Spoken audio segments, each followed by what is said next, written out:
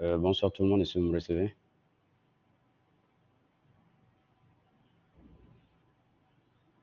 Bonsoir, est-ce que vous m'entendez?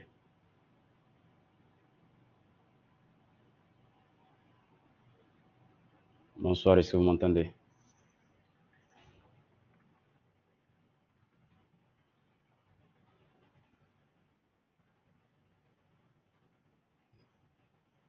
D'accord, c'est bon alors.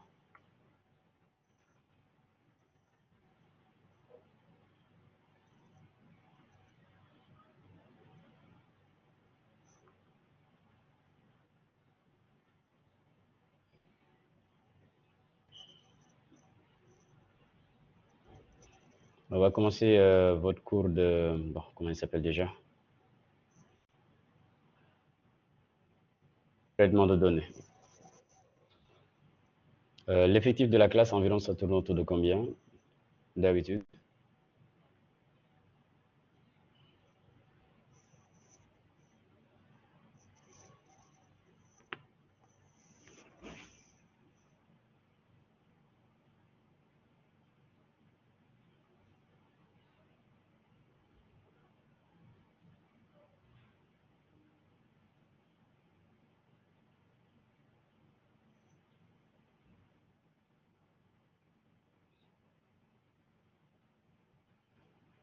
Euh, que ceux qui m'entendent, voilà, donc, ah oui, c'est bon. Donc, il y a autour d'une trentaine. D'accord, vous êtes des masters, c'est un master 1?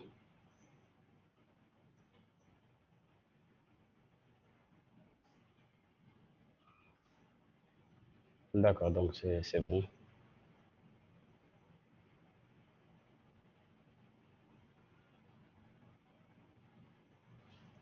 C'est quelle expérience que vous avez des langages comme le XML ou le design ou ces langages-là? Est-ce que vous en avez déjà entendu par le passé ou bien c'est la première fois?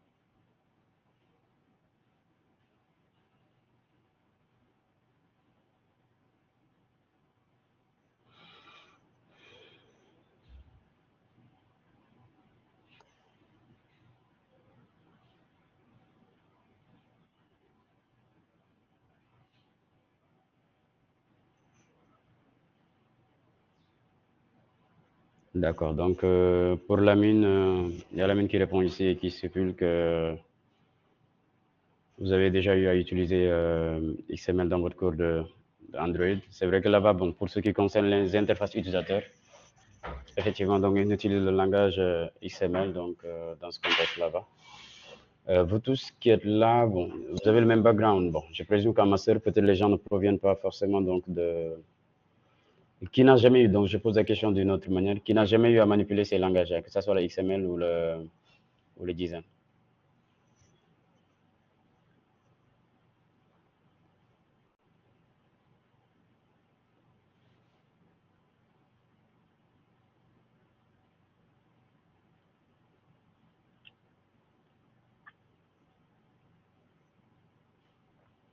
D'accord, donc vous tous qui êtes là avez déjà une expérience quant à l'usage de XML ou design. Donc je veux que directement vous répondez sur la zone de chat.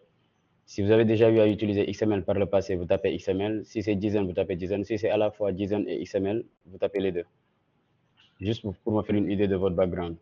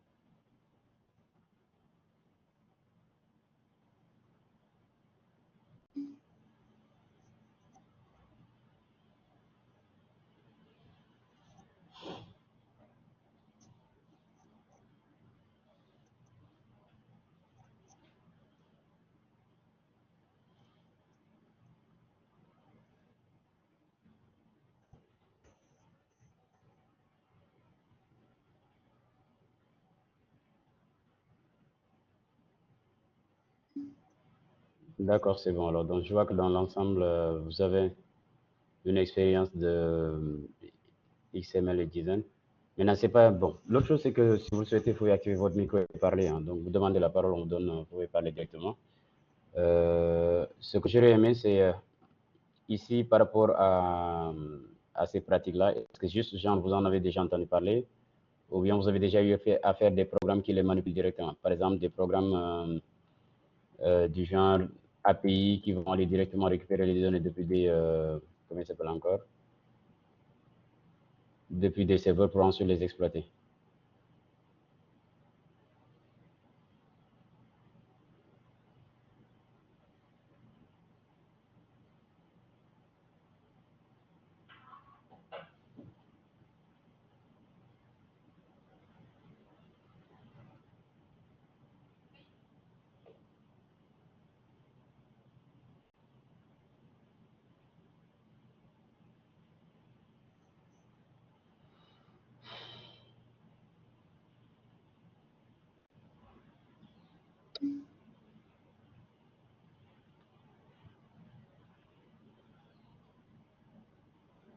D'accord, d'accord.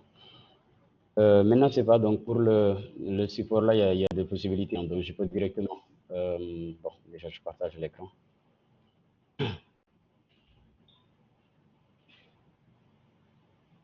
Ah, Hassan, oui, ça va bien, alhamdulillah.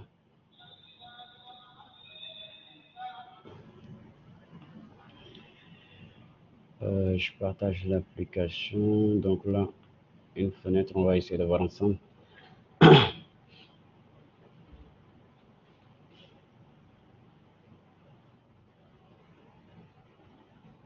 Ok, donc il y a deux possibilités, hein. Donc, soit directement, je peux commencer le TP. Donc, je pense que ça, c'est le premier TP.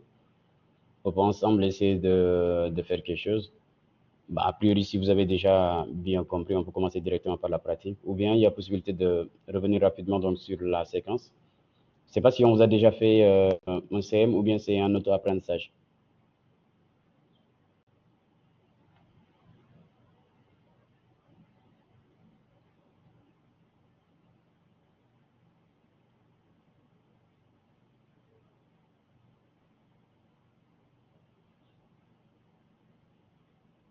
Hmm?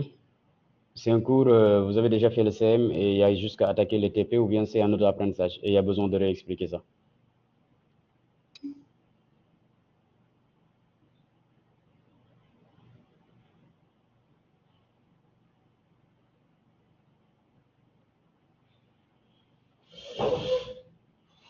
Mansour, je n'ai pas compris ta question, hein. Quand tu dis P10 MIGDA, je n'ai pas compris. Ok. Bonsoir, monsieur. Et bonsoir. Et j'ai vu sur le diapo que on a mis promo 10 semestre 1 MIGDA. Mhm. Le promo 10 là, je ne comprends pas. C'est pourquoi promo 10? Pour moi, on est le promo 1 du master MIGDA, nous. Bah, écoute, déjà, comme tu peux le voir ici, c'est pas mon support de cours, hein, c'est celui Anger. Ok. Peut-être c'est un cours qui est fait en même temps, que vous faites en même temps avec d'autres formations, ou bien à la base c'était une autre formation, c'est pas franchement parler, c'est pas, c'est son support à lui. Ah, ok. Peut-être c'est ça. Oui. Ok. Comme vous le savez sans doute, c'est qu'à l'UVS, il y a toujours, pour les cours, il y en a parfois, il y a le chargé du cours, il y a le tuteur, il y a parfois le chargé du cours qui peut être le tuteur. Voilà, donc pour ce cas-ci, ce cours-là, c'est pas le mien. C'est le cours en guerre. Je dois le tutorer tout simplement.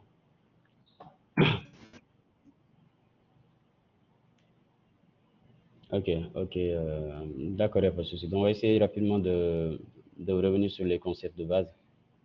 Et puis voilà, donc dès que c'est bon, Inch'Allah, on va essayer d'entamer l'autre partie, en tout cas si on a du temps. Ok, donc on va essayer rapidement de parler d'accord, de ces technologies d'échange ou de partage de données. Et puis de bien contextualiser le cours. Et dès que c'est bon, donc on reviendra plus en détail, Inch'Allah, sur concrètement comment écrire du code, tu vas les exploiter. Parce que ce qu'il faut savoir, c'est que quelque part, quand on a un certain nombre d'applications, euh, voilà, quand on a des applications plutôt, donc il y a assez souvent donc besoin ou bien qu'elles se partagent les données.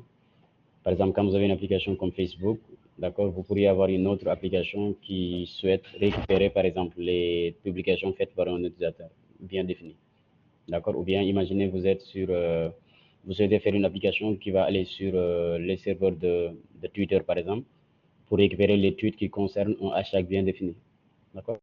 Assez souvent, donc, ce sont des choses qui peuvent arriver. Vous pourriez aussi souhaiter faire une application qui aille directement dans votre compte pour récupérer tout simplement vos mails par exemple. D'accord? Donc, si vous avez l'application mobile de Gmail par exemple, eh bien là-bas pour récupérer les comptes, l'application communique avec le serveur tout simplement. Et donc, dans cette communication-là, il faudrait qu'on trouve un moyen que les différentes applications puissent échanger des données. D'accord? Et donc, on verra donc le XML, tout comme le JSON, rentre dans ce cadre-là. C'est-à-dire, ce sont des formats de données utilisés pour le partage tout simplement. C'est-à-dire, quand deux applications se partagent des données, eh bien, le syntaxe de base utilisé ou bien le format utilisé pour les données, eh bien, ici, il y a les XML, il y a les JSON, on le verra un peu plus tard. Bon, déjà, pour certains, ils l'ont déjà vu. D'accord? Et on va voir maintenant, quand deux applications veulent s'échanger des données, concrètement, comment est-ce qu'ils vont procéder au traitement, tout simplement. D'accord? Et donc, à ce niveau, c'est un peu ce qui est visé ici, c'est que juste après ce chapitre-là, vous devrez être capable de décrire concrètement comment est-ce que le traitement des données se fait, d'accord? Et de savoir exactement c'est quels langages qui sont utilisés pour tel ou tel type de traitement, d'accord? Dans cette logique-là, ce serait important également que vous sachiez exactement c'est quoi l'importance de XML et de JSON dans le cadre du partage de données tout simplement. Parce que quand on parle de partage, d'accord, c'est vrai que les données vont quitter une entité, donc un nœud bien défini pour aller vers un autre nœud. Et donc, il y a besoin que les données soient transférées. Et donc, naturellement, quand on les transfère et que l'autre, si l'émetteur envoie des données vers un récepteur, le transfert va se faire, mais quand ça va venir au niveau du récepteur, lui, il y a besoin donc de les traiter pour tout simplement donc, faire ce pourquoi il avait besoin des données tout simplement. Et on verra aussi que quelque part XML et JSON, c'est vrai que ce sont des technologies utilisées pour le partage de données, mais on va dire que c'est deux technologies différentes. D'accord? C'est pas du tout la même syntaxe. D'accord? Et la manière de les traiter, assez souvent les outils qui vont être à votre disposition pour les traiter ne sont pas forcément les mêmes. C'est fait qu'à ce niveau, donc, il y aura besoin de comprendre exactement c'est quoi la différence entre XML et JSON. L'autre chose, c'est qu'on aurait aimé également donc, décrire concrètement comment est-ce que le transfert des données se fait sur le web. C'est-à-dire si des applications communiquent dans le web et qu'elles s'échangent des données, eh bien qu'on sache exactement comment ça se passe derrière. D'accord? Et puis voilà, dès qu'on a compris tout ça, et on pourra plutôt aller de nous-mêmes, écrire du code où deux applications distinctes vont pouvoir s'échanger des données tout simplement. D'accord? Bon, peut-être pour cette séquence, donc on va commencer par quelques rappels, d'accord, sur Internet et le web de manière générale, parce que c'est deux concepts qui sont différents. Il y en a qui ont tendance à mélanger web et Internet, c'est pas du tout la même chose, d'accord? On parlera donc du traitement des données, des formats d'échange, du transfert comment dirais-je, que peut faire un serveur. Je parle des transferts de données, hein, que peut faire un serveur vers un client, tout simplement. Maintenant, une petite chose à rappeler tout simplement, c'est que quand on parle d'Internet, Internet n'est rien d'autre qu'un réseau. C'est-à-dire c'est un réseau informatique constitué d'un ensemble d'équipements tout simplement, qu'on appelle de nœuds. D'accord? Si on parle d'Internet, c'est un réseau international. Ça veut dire quelque part que les machines qui sont dans ce réseau-là peuvent se trouver donc dans plusieurs, ou bien se trouvent réparties dans plusieurs parties du globe tout simplement. D'accord? Et donc, si on a ce réseau, c'est quelque part, il y a des services qui sont dessus, c'est-à-dire ces machines qui sont dans ce réseau-là, eh bien, s'échangent des données tout simplement. D'accord? C'est vrai qu'ici, on parle d'échange d'informations et j'ai parlé tout à l'heure d'échange de données. Qui peut me rappeler, c'était quoi la différence entre information et données?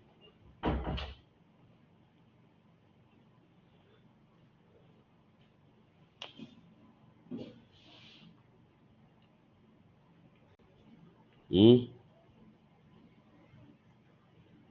Bon, une donnée, c'est juste une information plutôt, ce n'est rien d'autre que l'interprétation des données. C'est-à-dire, quelque part, quand on a une donnée, on l'interprète pour derrière avoir une information. D'accord? Ces données que vous avez ici, ces données textuelles, vous devez de l'interpréter pour que ça vous serve à quelque chose. C'est-à-dire pour que ça vous informe en quelque chose tout simplement.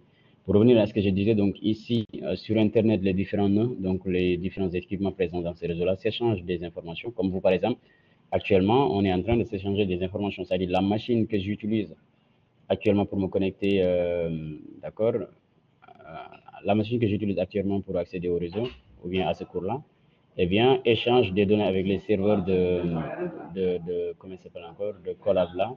Mais également, donc, ça veut dire que quelque part, votre machine, par exemple, ce que je dis, pour que ça puisse arriver jusque vers vous, eh bien, mon micro capte le signal sonore que j'émets, il le numérise, et ces données qui correspondent au signal, d'accord, de ce que j'ai dit là, donc vont vous être envoyées tout simplement par le biais d'Internet. Ça veut dire quoi? Ces données vont transiter jusqu'à arriver au niveau des serveurs de l'outil collaboratif qu'on utilise pour ce cours-là. Et bien, l'outil va le transférer, d'accord, vers vous en tant que des clients. C'est-à-dire, moi, depuis ma machine, j'émets un son qui va transiter sur Internet jusqu'au niveau du serveur, peut-être le serveur de la plateforme que nous utilisons ici, je pense qu'on l'appelle Collab. Et les serveurs de Collab vont tout simplement envoyer les messages à tous les clients que vous êtes. C'est-à-dire chaque étudiant ici va recevoir ce que j'ai dit. D'accord? Comme quoi, sur Internet, eh bien, les différents nodes s'échangent des données tout simplement. D'accord? Et il existe plusieurs applications d'Internet, dont les plus populaires sont le web. Au fait, le web, encore une fois, Internet, c'est le réseau, c'est une infrastructure en tant que telle. D'accord? Le web, la messagerie électronique et autres, ce ne sont rien d'autre que comment ça s'appelle encore, que des services qui sont disponibles sur Internet. Vous m'excusez une seconde, je prends l'appel.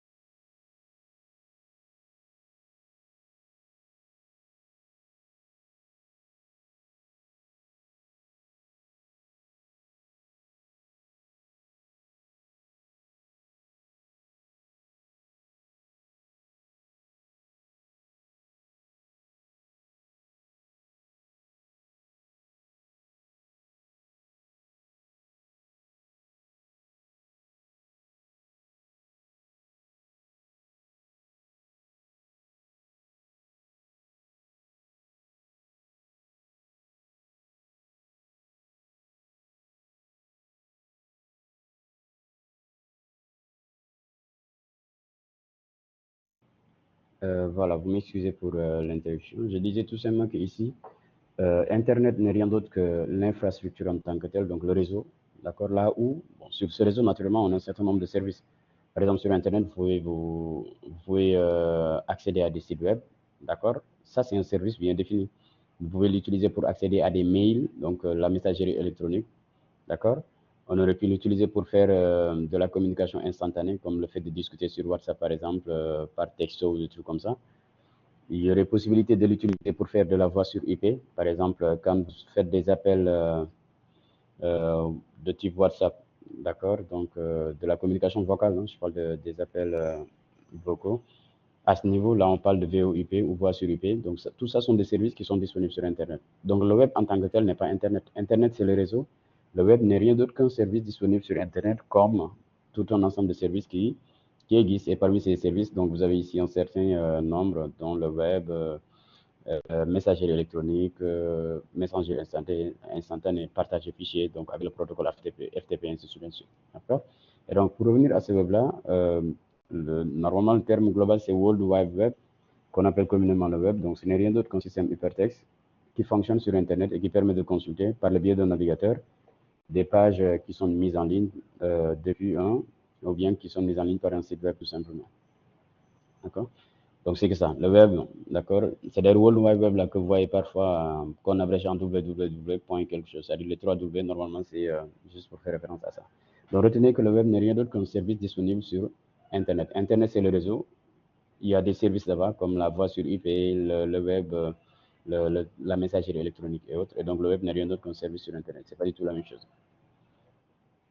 C'est bon juste là déjà?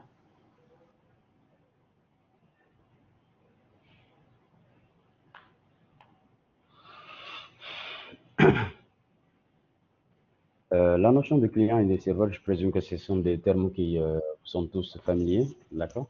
Un serveur web n'est rien d'autre qu'un ordinateur connecté en permanence à Internet et qui stocke un certain nombre de fichiers qui ne sont rien d'autre que les pages d'un site web. D'accord? Quand on dit qu'un serveur héberge des sites web, ça veut tout simplement dire que le serveur, donc qui n'est rien d'autre qu'un ordinateur, stocke les fichiers du site. Et comme il est en permanence sur Internet, il peut s'arranger pour que quiconque demande ce fichier-là, eh bien, qu'il le lui donne tout simplement. À votre niveau, vous avez déjà eu à créer, comment il s'appelle encore, des pages HTML, des pages web, donc pour savoir concrètement comment fonctionne cela. Donc, ils contiennent au minimum un serveur HTTP qui est un logiciel comprenant les URL et le protocole HTTP. Bon, dit comme ça, c'est un peu bizarre, mais bon, pour faire simple, à ce niveau, vous avez tout simplement un serveur. Le serveur contient un ensemble de fichiers, d'accord? Et pour y accéder, on a besoin de ce qu'on appelle, d'accord, des clients tout simplement. Une chose à préciser quand même, c'est que parfois, quand on parle de serveur, on peut penser tout simplement à la notion de, comment il s'appelle encore, de machine, c'est-à-dire parfois on peut parler de serveur pour faire référence à la machine en tant que telle. Tout comme parfois on peut parler de serveur pour désigner donc le logiciel qui est installé sur cette machine et qui permet, quand on demande un fichier, d'accord, de veiller à l'envoyer tout simplement. D'accord. De la même manière, pour accéder au site, il faut donc un client, c'est-à-dire une machine déjà. Et sur cette machine également, donc il y a un logiciel qu'on appelle le client, qui est le navigateur web.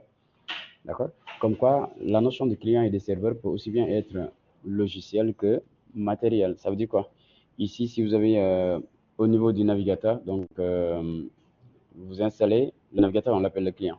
Mais vous installez dessus un logiciel qu'on appelle client web, qui n'est rien d'autre que tout simplement la, comment il s'appelle encore, le logiciel par le biais duquel vous allez accéder au site. Après, il y a le serveur. De la même manière, le serveur, c'est une machine. Vous avez dedans aussi ce qu'on appelle un serveur web, qui n'est rien d'autre qu'un logiciel qui, si vous demandez un fichier, va veiller à vous le rendre tout simplement. Donc, des exemples de navigateurs web. Donc, pour les clients, vous avez Chrome, Firefox et autres. Pour les serveurs web, vous avez l'exemple de Apache, d'accord, de Nginx, de Microsoft 2IS, ainsi de suite. D'accord. Le client, assez souvent dans le contexte du web, ce n'est rien d'autre qu'un simple ordinateur ou bien même un smartphone, d'accord, mais qui dispose quand même d'un navigateur web, donc qui est le véritable client HTTP, donc pour ce qui concerne le web. Donc à ce niveau, oui, ça va bien, alhamdoulilah. Donc, à propos du traitement des données, donc, ce qu'il faut savoir, c'est que les informations échangées sur Internet sont généralement issues de bases de données. D'accord. Ça veut dire quoi? Vous avez des bases de données qui sont stockées dans des serveurs et vous avez des applications qui tournent sur ces serveurs-là qui manipulent ces données. D'accord. Ce qui veut dire que quand vous avez, par exemple, vous cessez depuis un site web votre login et votre mot de passe, il faudrait que ces informations quittent votre machine pour arriver au niveau du serveur chargé de les traiter. Donc là, ça va transiter sur Internet. Et voilà, donc à ce niveau, ça va arriver de l'autre côté. De la même manière, quand vous demandez, imaginez vous connectez sur Facebook, pour récupérer la liste de vos publications, l'application qui est stockée ici va devoir aller communiquer avec le serveur de base de données pour récupérer les informations et puis vous l'envoyer tout simplement. Donc là, la communication va se faire dans les deux sens. Mais encore une fois, notez ici que là aussi, les applications s'échangent des données. D'accord. Et donc, ces données qui sont stockées dans les bases sont d'abord extraites, d'accord, ensuite pré-traitées au niveau du serveur avant d'être envoyées tout simplement donc au client. Et puis le client donc ne va recevoir souvent que du HTML qu'il va charger de traiter tout simplement. D'accord. Une chose à noter quand même, c'est que l'échange entre un navigateur et un serveur, en tout cas pour le contexte du web, d'accord, souvent c'est que du texte qu'on s'échange. Bon, ici quand même c'est à préciser, hein. Donc c'est pas forcément que du texte. Le navigateur peut s'échanger avec comment il s'appelle encore? Le navigateur peut échanger avec un serveur en utilisant autre chose que du texte. Par exemple, c'est rien qu'en téléchargeant une image, les données ne sont pas textuelles. Mais voilà, donc la plupart du temps quand même c'est au format texte. D'autant plus que le protocole HTTP est basé sur le texte. D'accord? C'est bon. Donc ici, on va dire l'essentiel est basé sur le texte, mais on ne peut pas dire que les données ne peuvent être que du texte. Ça pourrait être autre chose que du texte. C'est une coquille. Maintenant, pour ce qui concerne l'extraction des données, donc ici, avant leur transfert au client, les données sont d'abord extraites des bases de données. Donc ici, vous avez un client qui demande des informations au serveur. Le serveur va communiquer avec le SGBD, d'accord, qui lui envoie les données, il les traite et puis il l'envoie au client tout simplement. Et donc l'extraction des données se fait en utilisant des langages, des scripts qui vont s'exécuter du côté du serveur, comme par exemple ici. Pour pouvoir avoir ça, donc dans le cadre des applications dynamiques, par exemple, au niveau du serveur, vous devez avoir non pas du code HTML par exemple, mais du code PHP. Et c'est ce code PHP qui va s'exécuter pour aller communiquer avec le serveur de base de données, récupérer les données et puis l'envoyer à l'utilisateur tout simplement.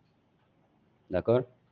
Et donc, une fois extraites, les données pourraient être pré-traitées plutôt au niveau du serveur en utilisant un langage de script comme PHP, d'accord, pour ensuite être transférées au client. C'est bon.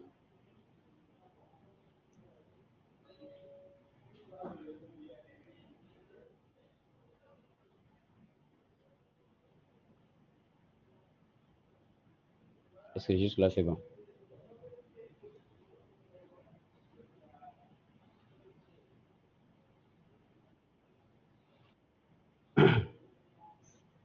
Une chose à noter, bon, c'est vrai qu'ici, dans le cours, j'essaie de faire de mon mieux pour suivre le support. Bien vrai qu'il y a un certain nombre de choses peut-être qui devraient être dites que je ne vois pas ici, mais bon, on va essayer de dérouler ensemble. Parce que ici, dans les données que s'échangent le client et le navigateur, c'est pas forcément donc que dans un format comme le XML ou le JSON. Ça pourrait être juste du texte brut, ça pourrait être un contenu HTML ou ainsi de suite, ainsi de suite. Ça, c'est juste une précision à faire ici. Maintenant, pour ce qui concerne le pré-traitement dont on parlait tout à l'heure, c'est-à-dire le traitement que faisait le serveur une fois qu'il aurait reçu les données, d'accord?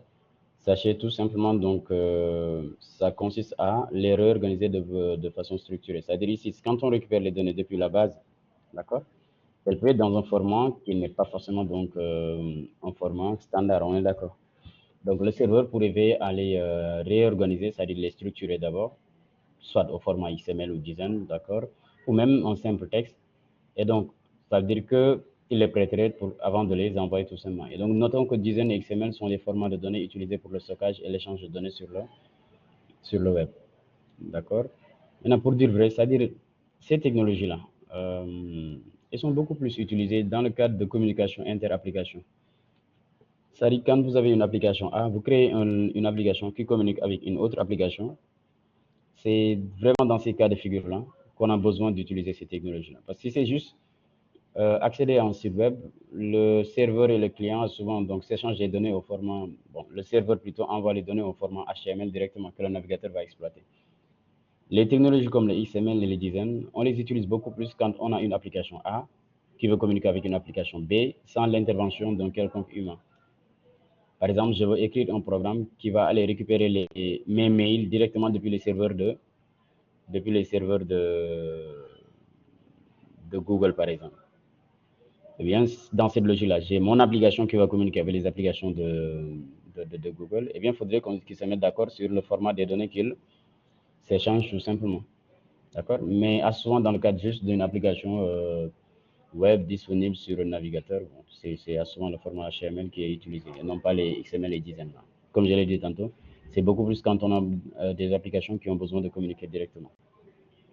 C'est bon jusque-là?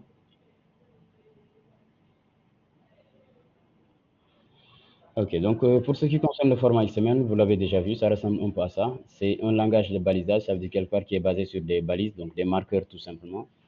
Et par exemple, ici, vous avez un tableau d'employés. Donc, vous voyez ici, on dit, tiens, il y a une balise employé avec S pour montrer qu'il y a des employés. Et à l'intérieur, vous avez deux employés. Par exemple, ce premier employé qui a comme prénom Patrick et le nom comme Lumumba. Et l'autre là, donc avec un autre employé qui est Anassar. D'accord? Ces mêmes données pourraient être représentées différemment. Donc, au format JSON, ça donnerait ça. On a un employé qui est un tableau. D'accord? Et voilà. Donc, ici, vous avez un objet Patrick Lumumba et l'autre Anassar, tout simplement. Là, vous l'avez au format texte. D'accord? Comme quoi, la même donnée peut être représentée de plusieurs manières. Mais l'idée, c'est quoi? C'est format de partage, que ce soit le XML et le JSON, il y a le CSV également qui existe, ne sont rien d'autre que des formats qui permettent, d'accord, une fois que deux applications s'échangent des données, donc de pouvoir les récupérer de manière optimale tout simplement. Parce qu'une fois que tu récupères les données à l'étape brute, eh bien, il y a possibilité de les pré-traiter, c'est-à-dire de faire n'importe quel traitement que vous souhaitez faire dessus. C'est bon jusque-là?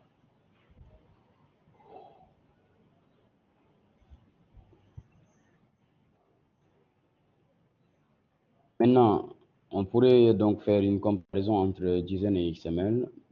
Donc, c'est tous les deux des langages autodescriptifs. Ça veut dire quelque part, dès que vous lisez, vous devriez pouvoir comprendre. Ils sont lisibles pour l'humain. Ce sont des langages hiérarchiques. Ça veut dire que vous pouvez avoir des imbrications de valeurs, en d'autres termes, des valeurs dans d'autres valeurs. Ils peuvent être analysés et utilisés par de nombreux langages de programmation. Tant que je disais que l'idée derrière cette technologie, c'est de pouvoir permettre le partage de données entre applications. D'accord? Ce qui veut dire que naturellement, les applications ne sont pas forcément, donc les applications dont on parle ici, qui ont besoin de se partager de données, ne sont pas forcément développées avec les mêmes technologies ou bien n'utilisent pas forcément les mêmes langages. Tu vas avoir une application développée sous PHP qui veut communiquer avec une application développée sous Python et qui devrait à son tour pouvoir communiquer avec une application développée sous Java, par exemple, ainsi de suite. C'est-à-dire, quelque part, les technologies ici, il n'y a aucune limite par rapport à ça, mais on doit veiller à ce que peu importe la technologie utilisée, que les applications qu'on crée dessus soient en mesure de communiquer. D'accord? Et donc, ces formats de données-là permettent tout simplement, c'est comme un vocabulaire commun que ces différentes technologies-là se partageaient tout simplement. D'accord? Ce qui fait que peu importe, bon, je dirais pas peu importe, mais quand même pratiquement tous les langages de programmation qui se respectent offrent des modules de traitement de XML ou bien de JSON. Bon, pour JSON, souvent, c'est pas un problème, c'est beaucoup plus léger, on le verra tout à l'heure. Mais voilà, donc envoyer et recevoir du XML ou traiter du XML, souvent dans les langages de programmation, pareil pour JSON aussi, ce ne sont pas des problèmes. Maintenant, en parlant de... Bon, ici, c'est vrai qu'on dit qu'ils peuvent être récupérés par XML HTTP request. Est-ce que ça vous dit quelque chose à cet objet-là? XML HTTP request, est-ce que ça vous dit quelque chose?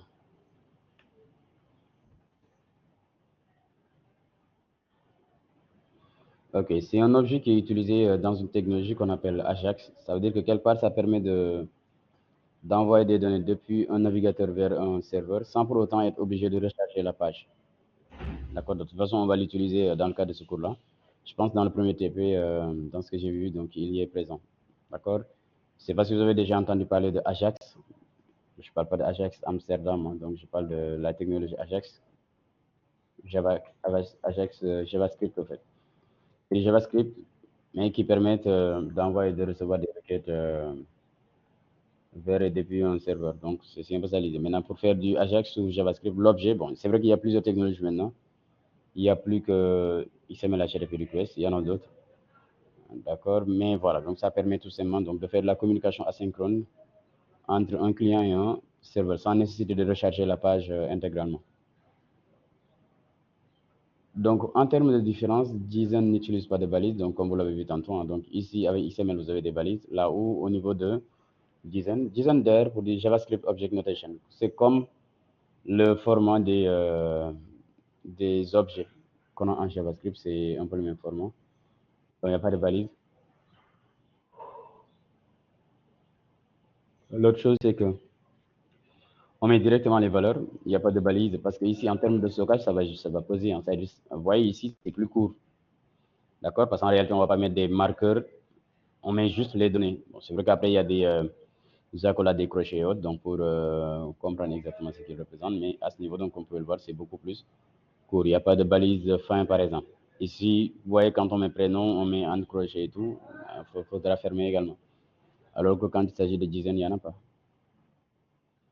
Donc, JSON est plus rapide à lire et à écrire. Bon, après, peut utiliser des tables. D'accord. Et donc ici, on vous dit que la plus grande différence, c'est que XML doit être analysé avec un analyseur XML, alors que JSON peut être analysé par une fonction JavaScript standard. C'est vrai que quelque part pour pouvoir traiter du code écrit en XML, il faut ce qu'on appelle un parseur ou analyseur syntaxique qui va analyser le code et qui va vous retourner ce qu'on appelle un DOM, Document Object Model, bon, que vous manipulez. Peut-être que vous avez déjà fait ça en JavaScript, les documents.getElementById. Euh, voilà, donc des méthodes de manipulation donc sont des... d'accord. Dites-vous que si vous avez du code XML, pour pouvoir l'analyser et l'exploiter, il vous faut ce qu'on appelle un parseur ou analyseur XML qui va analyser le texte et sur la base de ça, vous retournez un objet qui va permettre donc d'accéder aux différents nœuds du document.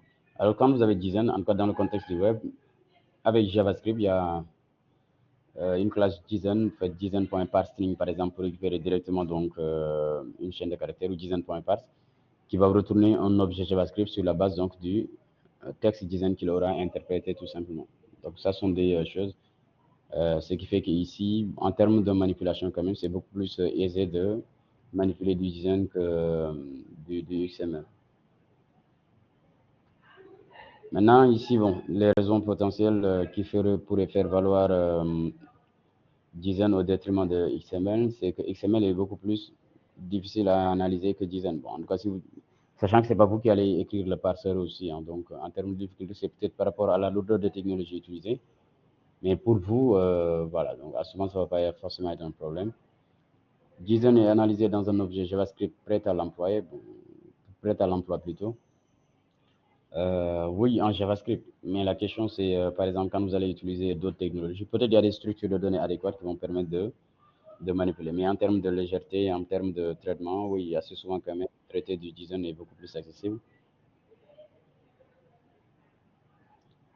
Il y a Mohamed qui dit les formats XML et JSON peuvent être intégrés en API pour faire des tests locaux en les hébergeant dans un serveur. Bon, li nga wax compliqué na de. En fait, JSON et HTML, c'est pas des choses qu'on va intégrer ou des trucs comme ça. C'est juste, on s'arrange pour que les données respectent ce format-là. Maintenant, oui, tu peux en local créer juste une simple fonction PHP bon, qui retourne des données. Parce que l'API, c'est juste une interface de programmation, c'est-à-dire c'est par le biais duquel on interagit avec une application. C'est ce qu'on appelle une API. Quand vous créez une page, par exemple, page PHP qui reçoit la liste des contacts ou bien la liste des utilisateurs, eh bien, cette liste, vous pouvez vous arranger pour qu'elle soit au format XML, pour qu'elle soit au format JSON. Eh bien, on dira que dans ce cas, tu as une API qui retourne la liste des utilisateurs tout simplement. D'accord? Oui, ce sont des choses que tu peux tester en local ou en ligne, mais bon, voilà, donc c'est un peu ça le principe. C'est moi, Mohamed.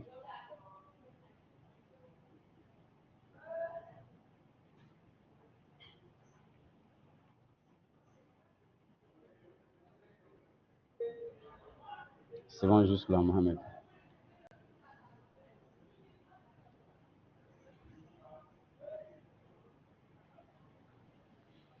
Bon, je continue.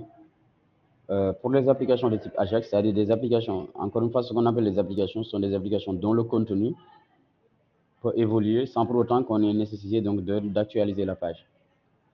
Par exemple, quand vous avez une page, je sais pas moi, donc votre boîte de réception de mail, quand un nouveau mail arrive, vous n'avez pas besoin de recharger la page pour l'avoir. D'accord? Donc, dès qu'il y a un nouveau mail, vous voyez qu'il y a une partie de la page qui est mise à jour.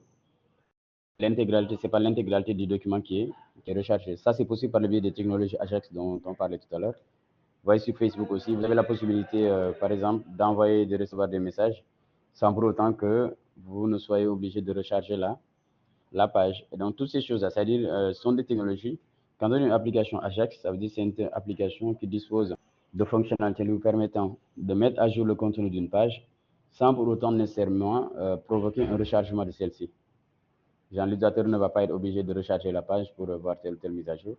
Et bien, le document va, par le biais donc de certaines technologies, pouvoir communiquer avec le serveur, récupérer les données et directement les intégrer sur la page actuelle. Comme par exemple le fait de détecter un nouveau mail d'aller le récupérer et de l'ajouter dans la page actuelle sans pour autant que l'utilisateur n'est obligé de, ou bien ne soit obligé plutôt donc d'actualiser la page tout simplement. Si bon.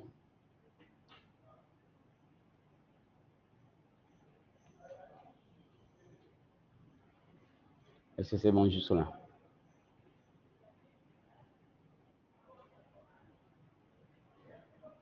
Voilà, maintenant quand il s'agit d'un document XML, pour l'exploiter, il faut d'abord récupérer le document XML, utiliser le parseur pour avoir le DOM XML que vous allez exploiter après, c'est-à-dire il faut le parseur pour disposer du DOM, le DOM encore une fois Document Object Model qui correspond au document XML.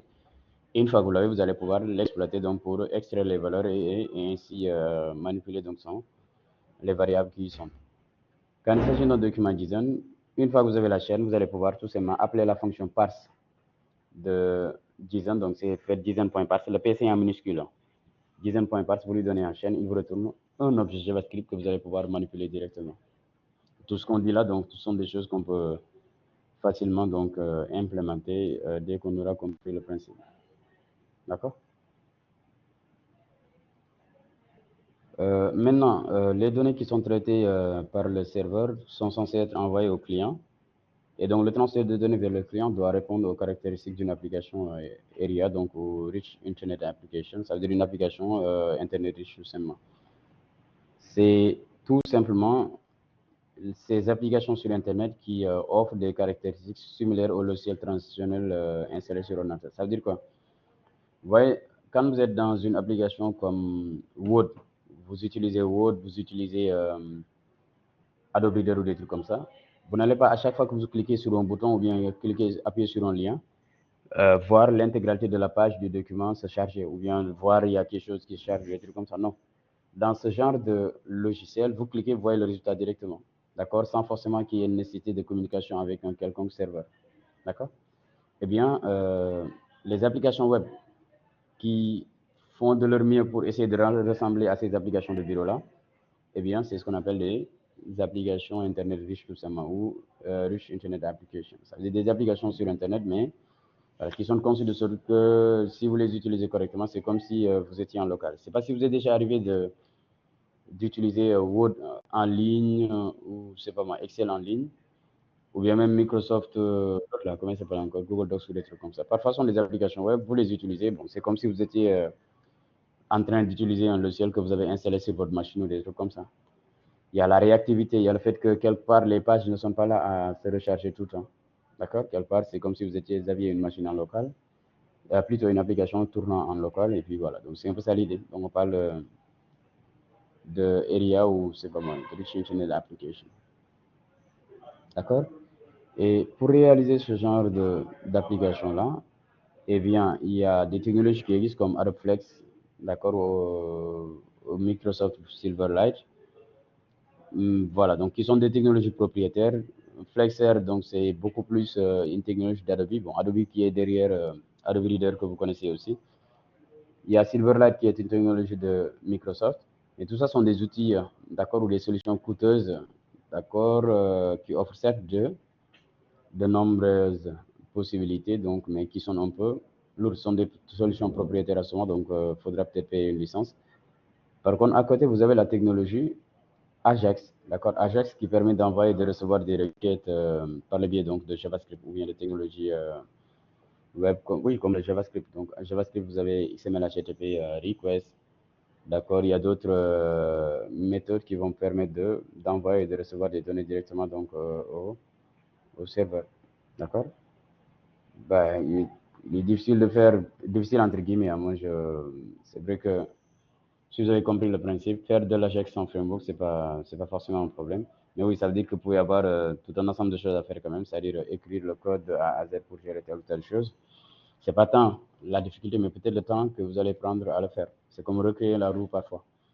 Ça veut dire que aussi parfois, oui, vous pouvez tout simplement vous appuyer sur des technologies qui sont déjà offertes par d'autres. D'accord? De plus, la maintenance est difficile et le coût de développement est élevé. Là, comme je dis, bon, peut-être si comme il y a beaucoup plus de choses à faire, parce qu'utiliser un framework, quoi qu'il en soit, comparé à ne pas l'utiliser, il y aura toujours une différence, c'est évident, parce que utiliser le framework, ça veut dire une partie du travail est gérée par cet outil-là. Alors que si vous ne l'utilisez pas, vous allez devoir faire tout de A à Z. Donc, ça veut dire que ça va jouer sur le temps de livraison du produit et par conséquent sur les coûts, tout simplement. Est-ce que jusque-là, c'est bon?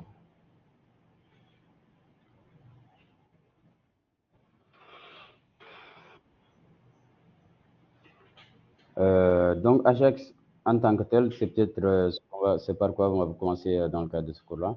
C'est l'acronyme de Asynchronous JavaScript and XML, ça veut dire du JavaScript et XML, mais de manière asynchrone. D'accord? Si on dit asynchrone, ça veut dire quoi? Vous voyez, encore une fois, c'est un peu l'idée derrière nos pages, de pouvoir s'échanger des données sans pour autant nécessairement qu'il y ait un blocage quelque part. Ça veut dire quoi? Vous pouvez cliquer sur un menu et vous voyez le résultat. C'est pas comme quand vous voyez la page se charger et que vous ne puissiez rien faire si ce n'est d'attendre que la page termine donc de se charger. Et bien ici, avec de l'Ajax, vous allez pouvoir donc tout simplement, depuis un client, par exemple, envoyer des données au serveur, plutôt récupérer des données depuis le serveur, ou bien même envoyer directement des données au serveur sans pour autant nécessairement recharger la page. Peut-être qu'il vous est déjà arrivé, d'accord, de saisir un formulaire de connexion, un login et un mot de passe, et on vous dit si la connexion s'est bien passée ou pas, sans que nécessairement qu'il y ait un va-et-vient, bon, en tout cas, un rechargement complet donc de la page. D'accord. Souvent, donc, vous avez tendance à directement euh, renseigner les éléments et puis voilà. Donc, il peut arriver en tout cas que vous vous renseignez, vous voyez sur la même page sans pour autant qu'il y ait un rechargement, qu'on vous écrit le message, login et ou mot de passe incorrect, ou en tout cas qu'on vous met directement un message de retour. D'accord. Ces technologies se basent sur Ajax. Maintenant, Ajax, il faut comprendre une chose, c'est pas du tout un langage de programmation. Je pourrais dire que c'est beaucoup plus une philosophie, en tout cas, comment est-ce que, une technologie de manière générale qui devrait permettre de faire telle ou telle chose. Ce qui veut dire que pour faire de l'Ajax, il y a tout un ensemble de technologies qui permettent de le faire. D'accord. Donc, Ajax utilise la combinaison d'un objet XML HTTP request qui est intégré au navigateur. Cet objet a la faculté de pouvoir envoyer et de recevoir des données, de pouvoir envoyer des données au serveur et de les récupérer également depuis un serveur. Il y a possibilité donc de manipuler le résultat, d'accord, c'est-à-dire quand on utilise cet objet-là pour envoyer des requêtes au serveur, eh bien le résultat, on peut par le biais du JavaScript et du DOM le manipuler tout simplement. D'accord. Et donc ça veut dire quoi? Vous pouvez utiliser Ajax pour, imaginez vous avez un formulaire de connexion, un login et un mot de passe. Au lieu de faire comme ce que vous faisiez d'habitude, donc d'avoir un formulaire et puis voilà, de dire que quand on clique sur le bouton, mettez l'attribut action et pour mettre le nom de la page qui est censée traiter les données, ainsi que la méthode d'envoi, que ce soit post ou get, et puis de soumettre. C'est d'habitude ce que vous faisiez ou bien ce que vous utilisiez comme technique pour envoyer les données. Mais si vous le souhaitez, vous pouvez ne même pas passer par là. D'accord. Vous pourriez avoir un simple champ, deux champs de texte par exemple pour le login et le mot de passe, et puis un bouton qui, si on clique dessus, par le biais de JavaScript, vous récupérez le contenu de ces champs-là, et puis vous envoyez tout simplement donc une requête par le biais de, comment il s'appelle encore, de l'objet XML HTTP request là. Vous envoyez une requête au serveur pour lui envoyer les données saisies, à savoir le login et le mot de passe. Le serveur vous répond, vous récupérez la réponse. Par le biais de JavaScript, encore une fois, vous le traitez. Et sur la base de ça, vous allez savoir si la connexion s'est bien passée ou pas. Sans être obligé, donc, ça dit sans pour autant que la page ne ne se recharge tout simplement. Et donc ça, c'est une chose à savoir. D'accord. Et donc, les applications Ajax peuvent utiliser XML pour transférer des données, mais aussi des données sous forme de texte brut ou JSON. Donc, peu importe le format ici, l'essentiel, c'est juste de comprendre qu'une application utilisant la technologie Ajax peut tout simplement envoyer des données et recevoir à d'autres entités, mais également recevoir des données émanant d'autres entités pour les traiter. Ces données peuvent être dans des formats comme le XML, le JSON ou juste au format texte, mais quoi qu'il en soit, comprenez tout simplement que c'est ça l'idée, donc de dire que je récupère et puis on traite derrière. D'accord. Et ça rejoint ce que je disais tout à l'heure, comme quoi Ajax tout simplement permet de mettre à jour des parties d'une page web sans nécessairement recharger l'entièreté de la page. D'accord. Maintenant, pour des raisons de sécurité,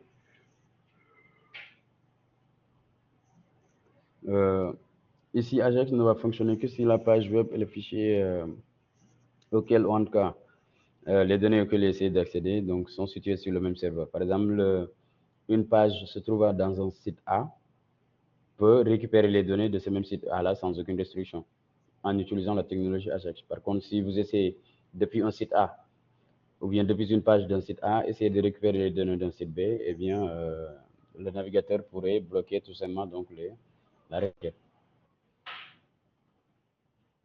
C'est bon jusque-là?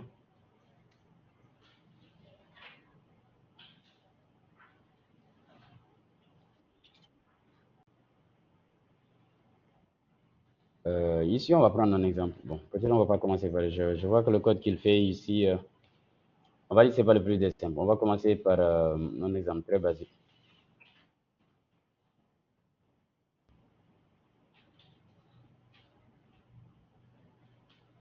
Vous êtes tous à l'aise en JavaScript, n'est-ce pas?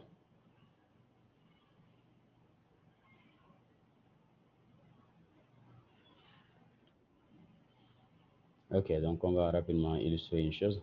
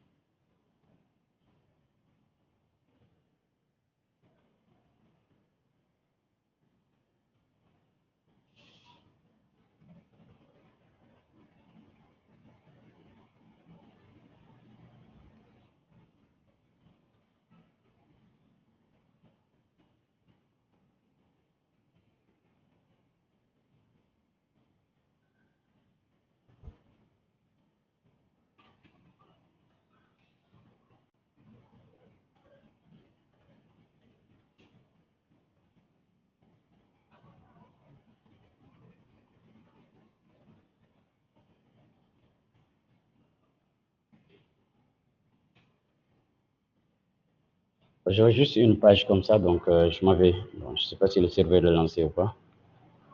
Ah si. Je vais. Ah, c'est vrai que vous, le code que j'écris, vous ne le voyez pas, donc je partage l'intégralité de l'écran.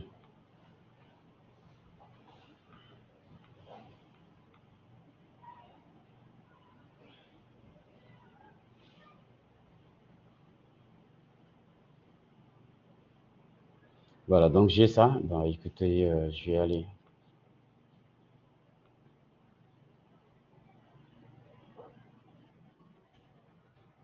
Je vais juste, quand on clique sur ce bouton, cliquer pour recevoir les données, que j'envoie une requête. Bon, je vais passer peut-être par le serveur au lieu de 3W.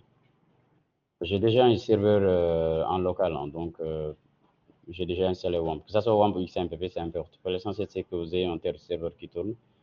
Là, j'ai juste un bouton. Ce que je veux, c'est quand je clique sur le bouton cliquer pour recevoir les données, que cette page envoie une requête vers une autre page. Donc, je vais appeler par exemple salutation.php. Bienvenue.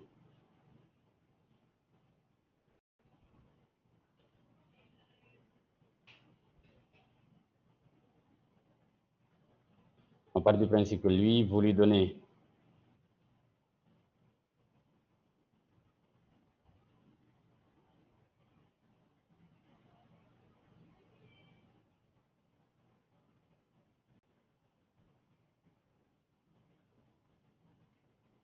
lui, il part du principe que si vous lui donnez le paramètre,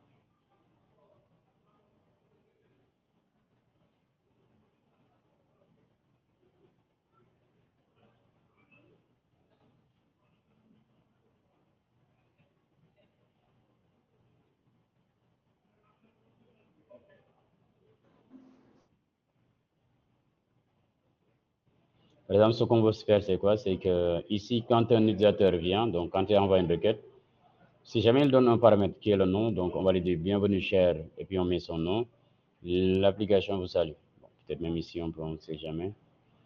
D'accord? S'il ne met pas de nom, eh bien, on part du principe que le nom considéré, c'est inconnu. Voilà. Donc, maintenant, pour revenir à ce que je disais, je vais faire de sorte que quand on clique sur ce bouton-là, que la page, sans pour autant se recharger, envoie une requête. Donc, la page Hello Ajax là, envoie une requête vers la page bienvenue en lui passant en paramètre le nom pour ensuite récupérer le résultat qu'il va directement afficher sur la page. C'est bon, on s'est compris?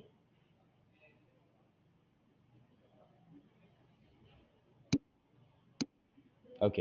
Maintenant, notez quand même que ce que j'ai fait là, c'est vrai que les deux fichiers se trouvent dans le même serveur ici, dans le même répertoire, mais il n'y a aucune obligation. Genre, je pourrais bel et bien avoir un fichier qui se trouve dans un serveur A et puis l'autre qui se trouve dans un serveur B.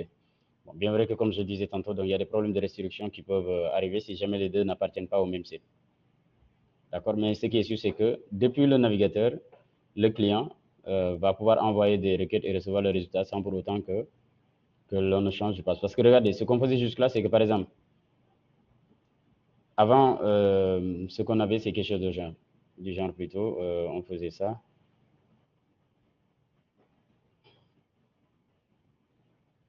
Peut-être on avait un lien pour voir le contenu de l'autre page. Souvent, on mettait un lien vers peut-être bienvenue.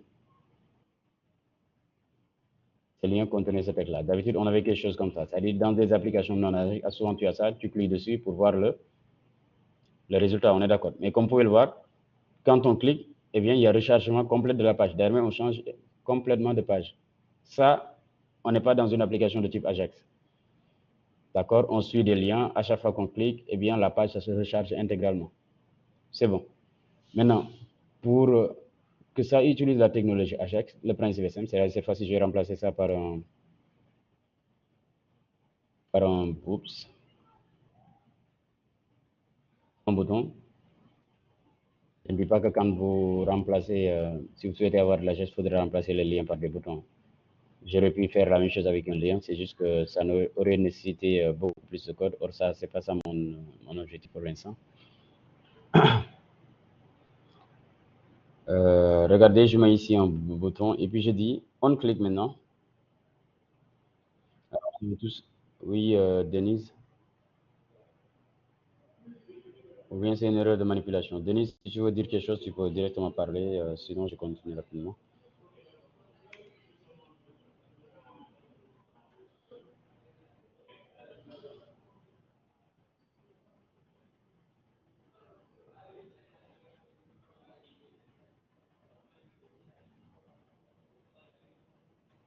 Ici, je crée une fonction que j'appelle récupérer données, qui est censée être exécutée si jamais on clique sur le bouton ici. Donc, je vais dire on click. Ce sont des choses que vous avez normalement déjà vues. Récupérer données. Bon, là.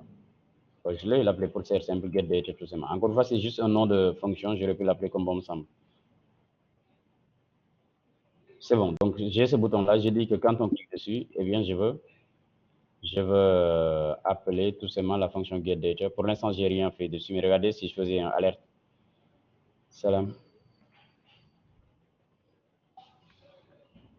Ça veut dire tout simplement dire quand on clique sur le bouton, ce serait le texte, une barre de dialogue avec comme texte Salam Guys qui serait affiché. Oui, Denise, il n'y a pas de souci. Donc, je recommence. Ici, je clique et hop, vous voyez, il y a la fenêtre là qui affiche Salam Guys. Sauf que pour l'instant, ce n'est pas ça que je veux faire. Je veux que quand on clique dessus, que non seulement qu'on ait envoyé une requête vers le serveur qui va aller me récupérer le contenu, c'est-à-dire la réponse envoyée et puis me l'afficher tout simplement. D'accord? Donc, tout à l'heure, on avait dit que la première des choses, c'est de créer l'objet XHR là, c'est-à-dire New XML HTTP Request.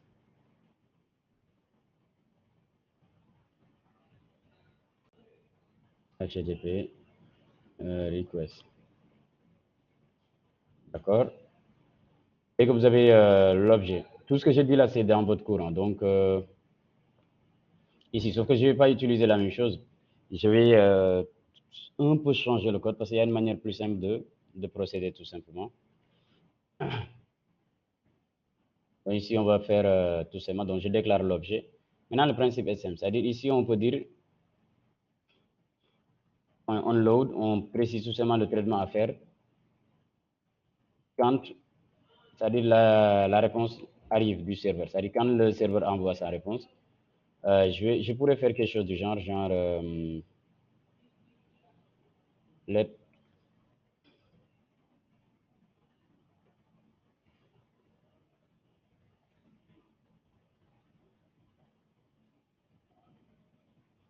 D'accord. L'objet XHR, là, quand la réponse est envoyée, vous pouvez récupérer la réponse par le biais de l'attribut là, response sex.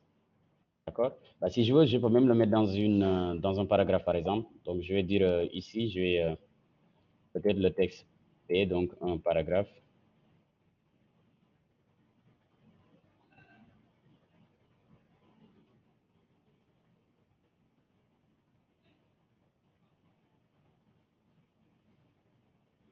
Voilà. Et dès que c'est bon, donc j'ai la réponse. Et puis, je vais faire directement document.body.inner.html. Donc, j'ajoute tout simplement la réponse à la page actuelle. Response sex. Réponse plutôt. Encore une fois, c'est du JavaScript de base. Il n'y a rien de. Je dis quoi? J'envoie une requête et quand je reçois la réponse, je veux faire ce traitement-là. Comme quoi, je m'arrange pour que la réponse, que je le mette dans un paragraphe et après, je l'écris tout simplement sur la page actuelle. D'accord? Ça, c'est le traitement qui est censé être fait. D'accord? Sauf que là, ce que je vais faire, je vais maintenant envoyer les données. Pour ce faire, je commence par ouvrir une connexion sur le serveur. Je lui précise la méthode d'envoi, donc ici get. L'autre chose, c'est tout simplement donc l'URL d'accès. Bon, on est sur le même serveur, donc je peux directement mettre bienvenue.php.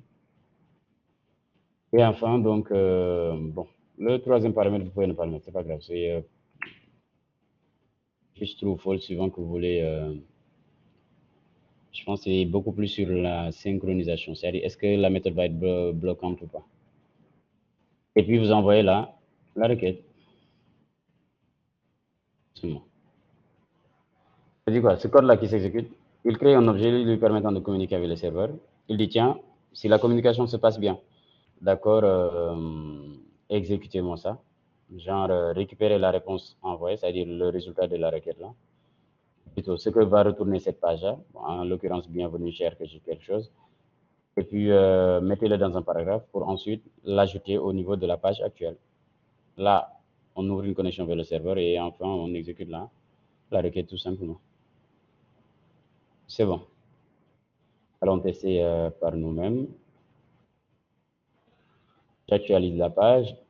Je clique et vous voyez sur la même page, vous voyez bienvenue cher inconnu. C'est-à-dire il n'y a pas eu de rechargement, on est resté sur la même page. Et ça, en réalité, c'est renvoyé par le serveur, c'est-à-dire on a appelé une autre page du site et c'est son résultat qu'on a affiché directement ici. C'est bon, vous avez compris. D'accord. De la même manière, j'aurais pu, si je le souhaitais, ici, à l'appel, donner directement un message. Par exemple, si je mettais le nom égal, pas moi, Diagne, je l'enregistre. Donc, je reviens ici pour le test. Donc, j'actualise la page, je clique. Ouais, il dit bienvenue, cher Diane, l'application vous salue. Et ce qui est intéressant avec ça, c'est que là, je ne mets que le nom, mais j'aurais pu avoir, quand on clique sur le bouton, que je récupère un login et un mot de passe, que j'envoie à une page qui permet d'authentifier pour me dire si la connexion s'est bien passée ou pas. Et je pourrais directement la réponse de cette application l'afficher sur ma page sans nécessairement faire recours à un quelconque, ça sans être obligé de recharger intégralement la page ou bien de faire un va-et-vient entre la page courante et une autre page. C'est bon, vous avez compris.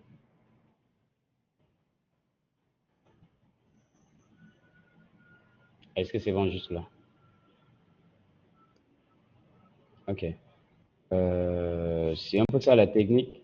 Maintenant, ça veut dire qu'ici, de l'autre côté, on aurait pu, si on le souhaitait, ne pas tout simplement envoyer comment il s'appelle encore, ne pas envoyer du texte. On aurait pu envoyer du XML ou des trucs comme ça. Je vous montre une application, bon, c'est un TP que font les étudiants. C'est la local. Si je prends cet exemple-là, ne vient d'autre qu'une petite page web donc pour simuler un peu un site de vente en ligne avec les technologies Ajax dont on parlait tout à l'heure là. Vous voyez là, quand je clique, il y a possibilité de défiler sur les images. Là, c'est pas ça le plus important pour l'instant. Avec possibilité, c'est pas moi, donc d'ajouter des éléments, d'accord, ou les retirer du panier. Donc ici, on va agir au fur et à mesure, tout on peut en retirer ainsi de suite. Et le total, donc, est calculé au fur et à mesure. Comme quoi, on peut simuler tout simplement un site de vente en ligne pour ensuite, d'accord.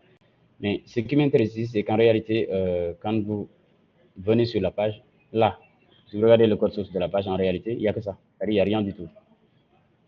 Le code source des images, si vous regardez bien, le code avec les images ne figure pas ici. Image list contenant la liste des images pour l'instant est vide. D'accord.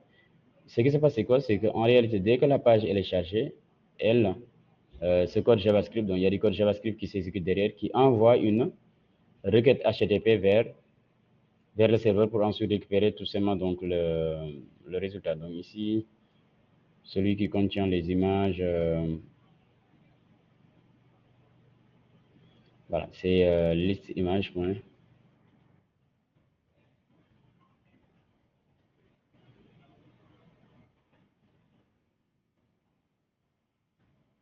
Je montre. Donc ça veut dire que cette application, on lui envoie la liste des images sous cette forme. Et ça, encore une fois, c'est au format JSON. Bon, c'est vrai que c'est pas très lisible ici. Je vais aller ouvrir avec un autre outil.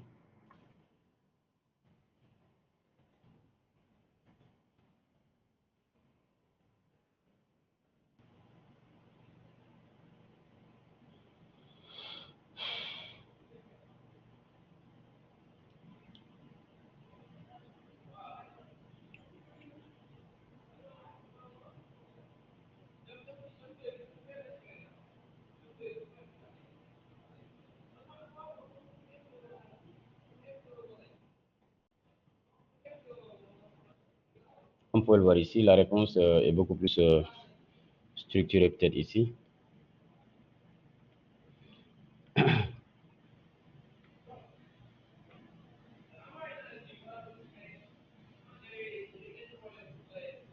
Voilà, donc ici, comme vous pouvez le voir, hein, donc on a les données à l'état brut sont là.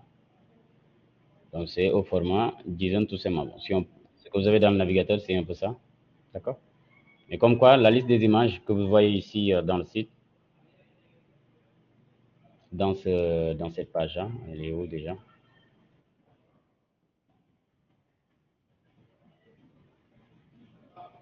Cette liste des images, en réalité, elle est envoyée, donc c'est juste du texte, comme ça qui est envoyé. C'est-à-dire, on a la description des images. On dit par exemple la première image, on a dit c'est le nom c'est femme noire, le prix c'est 25 000, la catégorie c'est art et son URL d'accès c'est image slash blackdance.jpg. C'est-à-dire que c'est là que vous voyez ici. En réalité, en local, le code JavaScript l'exploite pour pouvoir partir de ce tableau d'image qu'on lui a envoyé au format JSON. C'est ça. Vous avez compris. C'est un peu ça l'intérêt donc de ces langages. Ça veut dire quoi? L'application peut avoir besoin de liste d'images, sauf que ce n'est pas elle qui récupère directement. Elle peut envoyer une requête vers un autre serveur qui lui envoie la liste des images au format XML ou JSON, donc ici JSON pour ce cas-ci. Et puis il l'analyse tout simplement pour extraire les informations dessus et puis l'exploiter pour. Vous voyez que c'est à partir du texte qu'on a généré ça. Donc le code, en réalité, il n'y a pas de. C'est juste le serveur qui communique. Cette page demande. C'est-à-dire s'il n'y avait pas de JavaScript, il y aurait. Cette page ne pourrait pas afficher ça. C'est-à-dire ni le JavaScript, là, il y aurait tout serait vide ici.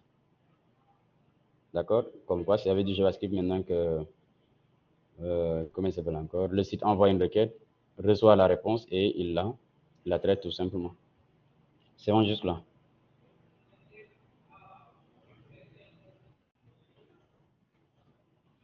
Est-ce que juste là, c'est bon?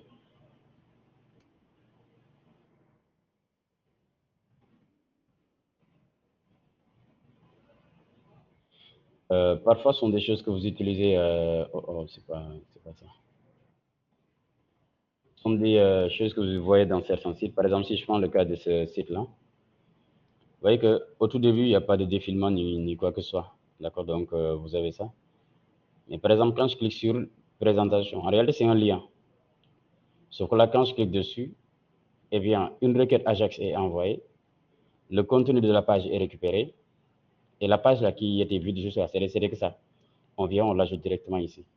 De la même manière, quand je clique sur organisateur, eh bien, là, une requête est envoyée, c'est-à-dire d'abord le code JavaScript récupère le contenu href du lien, il annule le lien pour qu'il ne s'exécute pas. Il va aller faire la requête Ajax, donc il communique avec le serveur pour récupérer le contenu de la page organisateur ici, et va, sur la base de ça, une fois qu'il aura la réponse, donc de l'afficher directement. C'est bon jusque-là. Postman n'est rien d'autre qu'un outil qui permet d'envoyer des requêtes. C'est un outil, vous savez, pour communiquer avec une application web, il n'y a pas forcément besoin d'un navigateur. C'est un client web. Quand on veut tester des API, on n'a pas forcément intérêt, comme vous pouvez le voir ici. C'est-à-dire, ici, tout à l'heure, quand j'ai affiché la liste des éléments, je voyais que le format là n'est pas très adapté au navigateur.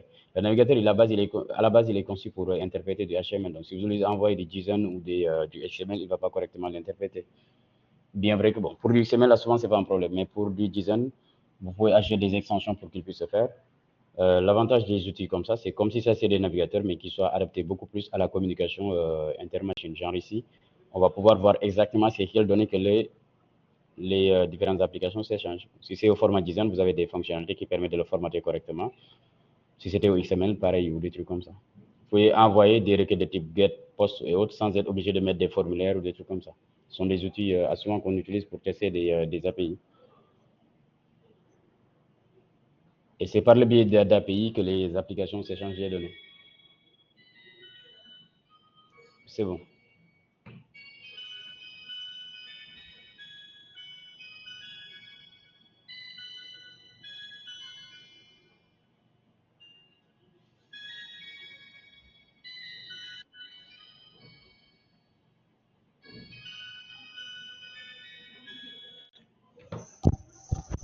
Oui, allô?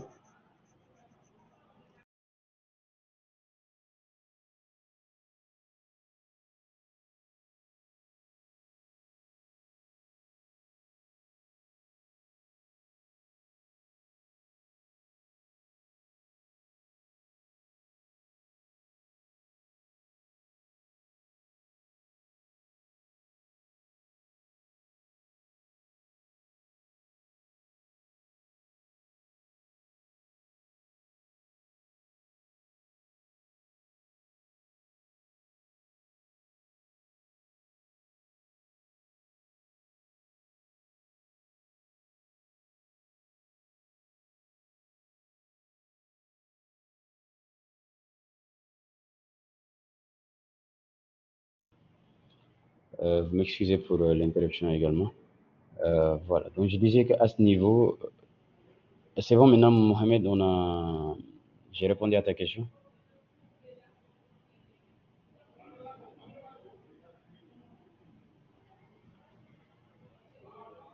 Mohamed, c'est bon.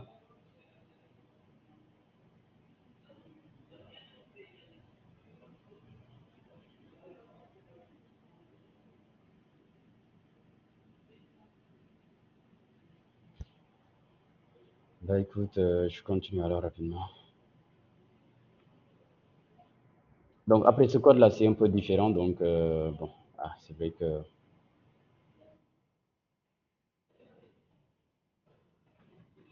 le texte que vous avez ici pour comment il s'appelle encore, pour le chargement du document est un peu différent. Parce qu'en réalité, ça fait un peu quelque chose de différent donc par rapport au code que je vous ai fait ici. J'ai voulu que ça soit le plus simple possible. En fait, c'est pas le même événement en fait. Onload, c'est quand la page est intégralement chargée, c'est-à-dire quand la réponse est fournie.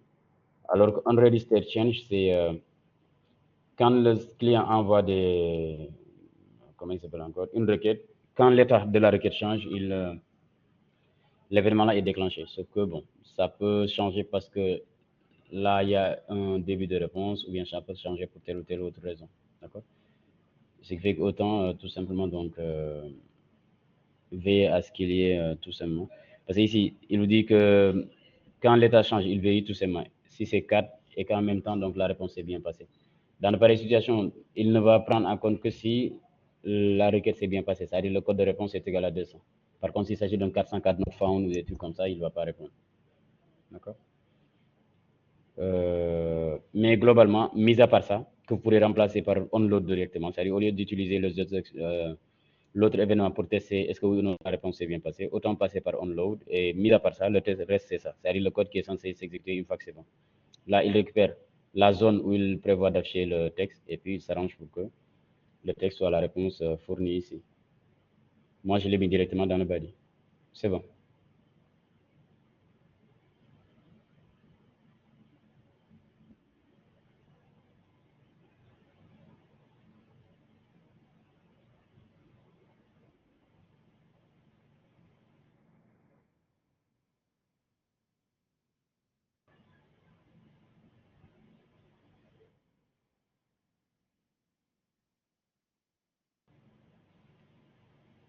Donc, vous avez ici d'autres exemples. Hein. Donc, pour ce qui concerne un fichier JSON, pour l'exploiter pour dire vrai, une fois que vous avez récupéré le texte, c'est juste que le texte, on le passe à JSON.point parse tout simplement. Là, ça retourne un objet JavaScript qu'on peut manipuler comme n'importe quel autre objet JavaScript en réalité. C'est juste comme tout à l'heure, vous avez remarqué qu'on n'a plus la réponse, on l'a mis dans un paragraphe, des trucs comme ça. Si on voulait, ici par exemple, on pourrait dire, si on partait du principe que c'est du JSON, on pourrait dire, par exemple, si ça contenait des comptes, des informations sur les comptes, je pourrais dire JSON.parse par exemple, et puis je lui donne tout simplement xhr. Son texte. Ce qui veut dire que quelque part, il va prendre la réponse fournie au format JSON qu'il va parser et puis voilà, qu'on va récupérer directement ici sous forme de tableau d'objets. Et ensuite, on va pouvoir l'exploiter comme on aurait fait avec n'importe quel contenu JavaScript. C'est bon. Dites-vous que les données, une fois que vous les avez récupérées, libre à vous de les traiter comme vous voulez, suivant donc vos attentes tout simplement. C'est bon jusque-là. Vous pouvez tester ces codes-là encore une fois si vous le souhaitez. Les XML.unready state change, de venir encore faire le test. Vous pouvez tout simplement faire votre objet.onload et puis vous mettez à l'intérieur le code que vous prévoyez d'exécuter. N'oubliez pas donc d'ouvrir la requête et de l'envoyer. C'est bon, vous avez compris.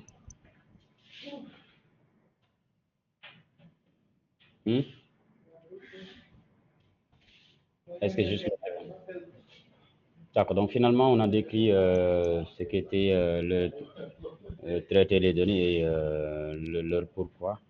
D'accord. On a parlé également donc des langages qu'on utilise pour dans le traitement de ces données-là. Donc pour ce qui concerne l'XML, le JSON, surtout pour le JSON, on a montré un exemple d'accord, de code qui pourrait le traiter donc avec du JavaScript. D'accord. On a parlé également de l'importance donc de XML et du JSON dans le contexte du partage de fichiers tout simplement. D'accord. Et voilà, donc on a donné un exemple concret où on a essayé de faire de, comment il s'appelle encore, on a pris nous-mêmes un exemple qu'on a déroulé pour voir concrètement ce que ça donnait. D'accord. Maintenant, ce que je vous demande de faire, c'est d'essayer de reproduire tout ça, d'accord, de baser sur l'exemple là. Voilà, j'avais un fichier PHP, c'est celui-là. Vous essayez de reproduire, déjà de tester à votre niveau, peut-être je pourrais vous mettre le code si vous souhaitez.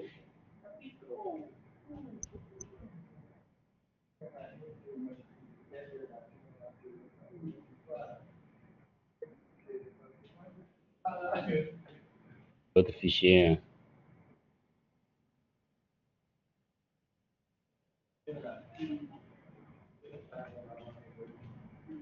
son code est là. Voilà. Et à ce niveau, donc on a testé. Bon, pour ceux-là que ça intéresse, vous pouvez regarder de plus près les ressources que je vous montre comme ça. Vous tapez Ajax sur W3 Schools, il y a un bon résumé, on va dire. Ajax Introduction, donc c'est un tutoriel. D'accord, vous pouvez regarder de plus près. Si ce tutoriel, c'est pas long, donc ça permettrait de. D'accord. La manipulation de JSON, on en a parlé tout à l'heure. Il y a également le site javascript.info. Ça parle de JavaScript de manière générale, mais ça aborde la partie comment il s'appelle encore, la partie Ajax. Et comme je le disais, dans Ajax, là, il n'y a pas que...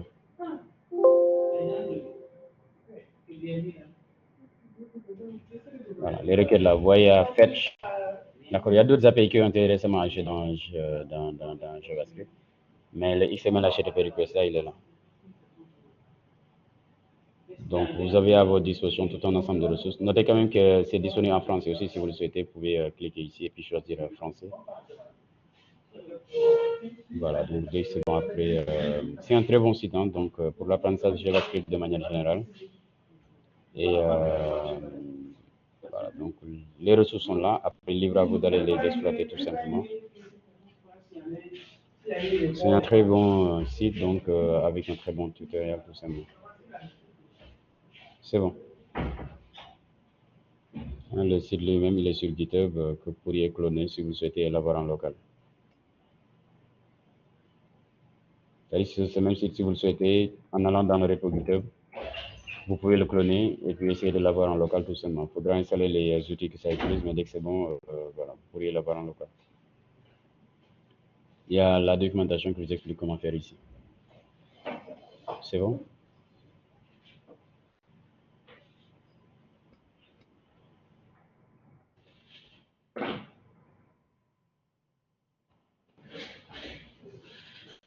Oui, les ressources Hassan, c'est ce que je suis en train de partager avec vous.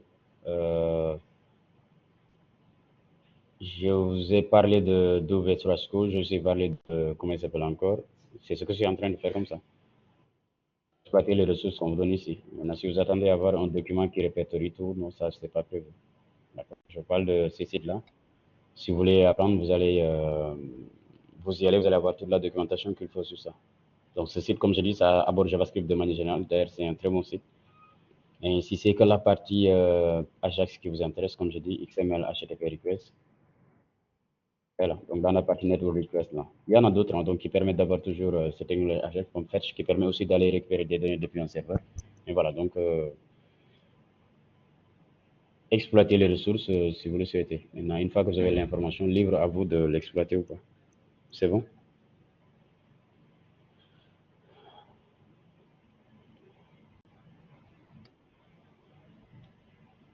D'accord, donc s'il n'y a pas d'autres questions, je pense qu'on va s'en arrêter là pour aujourd'hui. Donc, Inch'Allah, pour la séance prochaine, essayez de faire ce TP-là. D'accord, donc on vous demande d'installer les outils comme le serveur et autres. Bon, après, dès que c'est bon, vous essayez de faire ces choses-là donc pour tester le transfert de fichiers et autres. Et comme ça, Inch'Allah, on va essayer de corriger. C'est bon? Maintenant, j'hésite, je ne sais pas. Donc, peut-être que je vais devoir, comment ça s'appelle encore, rabaisser un peu l'heure parce que j'ai d'autres engagements à partir de 17h. Je ne sais pas si je vais faire 14h30, 16h30 peut-être. Mais voilà, donc appelez le responsable là. C'est-à-dire si jamais vous ne me voyez pas, le reste, quelqu'un pour me donner son numéro, comme ça je vais pouvoir communiquer avec lui au besoin. Le responsable du groupe, ou en tout cas un volontaire rapidement. Rapidement, là, j'ai d'autres engagements malheureusement. Oui, j'ai dit le numéro, Maudou, c'est pas que tu es là. D'accord, c'est bon. Donc comme ça, je vais avoir quelqu'un avec qui communiquer. C'est Maudou Gueye. Votre formation, c'est quoi encore?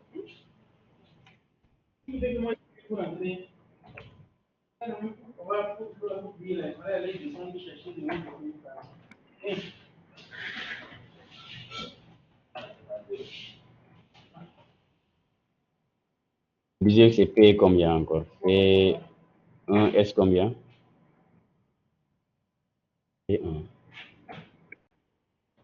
P6. P6, S1, oui. Ce serait bizarre d'avoir P1 ici. D'accord, donc c'est bon. Donc on va s'en arrêter là pour aujourd'hui et se donner un rendez-vous, Inch'Allah, la séance prochaine. Donc merci et bon après-midi à tous. Allez, au revoir.